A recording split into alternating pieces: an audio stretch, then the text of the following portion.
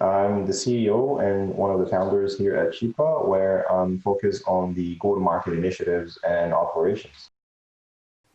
If you look at the way Kubernetes is designed today, Kubernetes is built with a object-centric approach. And what I mean by that is when you're deploying and scaling applications on Kubernetes, developers, they have to deal with learning, creating, and manage a myriad of Kubernetes and infrastructure-related objects, where a single app can even grow to around a dozen objects. Also, given that approach, once the application is deployed, it becomes very hard for the DevOps or the platform engineering team to ensure proper controls, guardrails, and monitoring are in place, which results in a decrease of the developer productivity, the need for more time to understand and troubleshoot problems for your application, additional complexity on operating applications post-deployment, as well as it creates the risk of object misconfiguration. And if you look at it, even security threats are open. Shipa focuses on solving that problem by bringing an application context and focus to cloud-native application deployment and operation. In order to do that, Shipa brings a concept of a landing pad to the application deployment and operational model,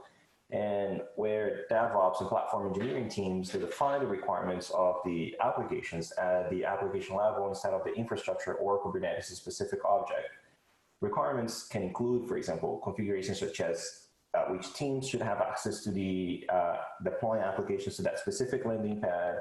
the level of security scan that should be automatically executed when applications are deployed, resources such as CPU and memory that should be automatically also assigned to the applications deployed to that landing pad, and connections to that to external services such as storage and others.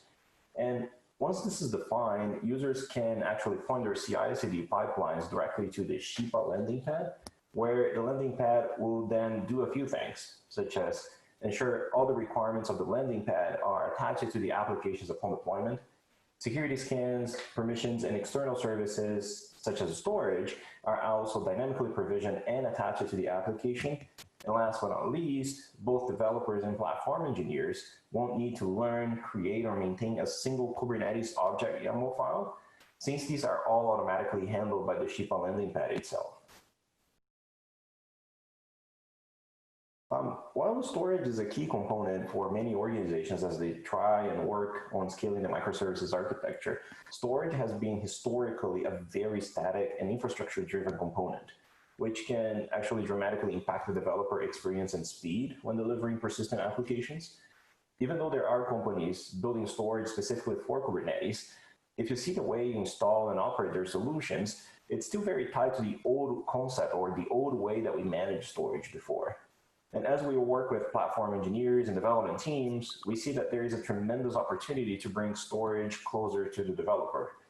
but in a way that can be dynamically provisioned and easily consumed by the developers without them having to learn, create, or maintain objects such as PVs and PVCs. Given StorageOS's architecture and ease of use, it was just the perfect solution to combine with Shipa and finally shift storage to the development side.